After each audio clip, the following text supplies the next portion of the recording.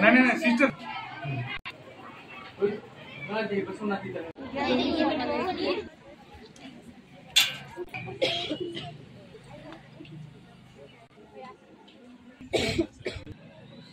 आणि या सर्वांचा आपल्याला उपस्थित झाल्याबद्दल सांगतो की डॉक्टर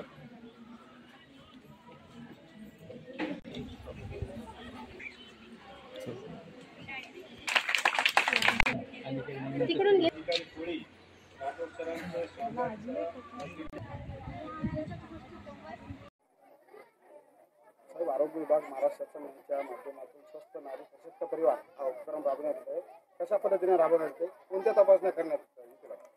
आज उपकेंद्र निवगा येथे स्वस्थ नारी सशक्त परिवार हा कार्यक्रम आपण आयोजित केलेला आहे. या कार्यक्रमाअंतर्गत किशोरवयीन मुली, गरोदर माता, वयोवृद्ध महिला यांची तपासणी करण्यात येणार आहे. याच्यामध्ये किशोरवयीन मुलींना आहाराविषयी मार्गदर्शन, गरोदर मातांची आरोग्य तपासणी, त्याचबरोबर जे काही वयोवृद्ध महिला आहेत त्यांच्या कर्करोगाची सुद्धा तपासणी इथं आयोजित केलेली आहे. आपण महिलांची VIA तपासणी सुद्धा आयोजित केलेली आहे. या कार्यक्रमासाठी नांदेड येथील स्त्रीरोग तज्ज्ञ डॉक्टर मंजुषा मुरमुरे या आपल्याला या कार्यक्रमासाठी लाभल्या आहेत. या कार्यक्रमाअंतर्गत सर्व महिला जे महिला आहेत, मुली आहेत, त्यांची आरोग्य तपासणी करणार आहोत आपण त्यांना, आणि त्यांना औषधोपचार सुद्धा करणार आहोत.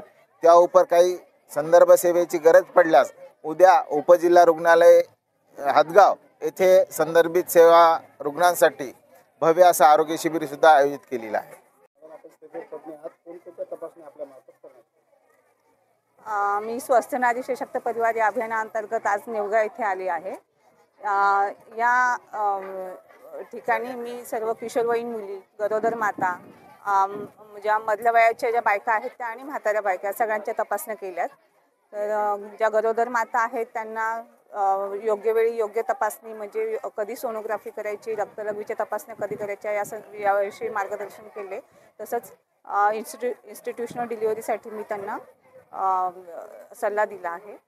ज्या मध्यवयाच्या बायका आहेत त्यांना मी स्तनांचा कॅन्सर, गर्भपिशवीचा, तोंडाचा कॅन्सर याविषयीची माहिती दिली आणि तशा त्यांच्या तपासण्या केल्या आहेत. ज्या किशोरवयीन मुली आहेत त्या सगळ्याच मुलींना मी आहाराविषयी सल्ला दिला आहे. तसंच पाळी दरम्यान म्हणजे कोणती काळजी घ्यायची याविषयी त्यांना माहिती दिली आहे. अशा सगळ्या माझ्या ज्या महिला मैत्रिणी आहेत त्या सगळ्यांना मला हे सांगावंसं वाटतं की आजच्या काळामध्ये असं झालं आहे की स्तनांचा कॅन्सर आणि गर्भपिशवीच्या मुखाचा कॅन्सर हा वाढीस लागला आहे. म्हणजे जो स्तनांचा कॅन्सर आहे तो मृत्यूचं पहिलं कारण आहे स्त्रियांच्या मृत्यूचं, आणि गर्भपिशवीच्या मुखाचा कॅन्सर हे दुसरं कारण आहे स्त्रियांच्या मृत्यूचं. तर हे आपल्याला टाळता येऊ शकतं. त्याची योग्य वेळी तपासणी करावी लागते. हे जे गुप्तरोग आहेत, म्हणजे जसं पांढरं पाणी जाणं किंवा इतर काही लाल पाणी जाणे, पांढरं पाणी जाणे, ओटीपोटात दुखणे, ह्या सगळ्यांसाठी त्यांनी वेळीच दाखवून घ्यायला पाहिजे. त्याच्यासाठी काही तपासण्या असतात ज्या अत्यंत आवश्यक असतात, जेणेकरून आपल्याला पुढे होणारा कॅन्सर आपण कळू शकतो आपल्याला, आणि आपण योग्य वेळी योग्य उपचार देऊ शकतो. तर अशा सगळ्या माझ्या मैत्रिणींना सांगेल की तुम्ही ह्या तपासण्या करून घ्या. मी आज तुमच्या इथे आली आहे. जर तुम्हाला असे कोणते आजार असतील तर मला तुम्ही आत्ता येऊन सांगू शकता आणि मी त्या पद्धतीने तपासणी करून घेईन.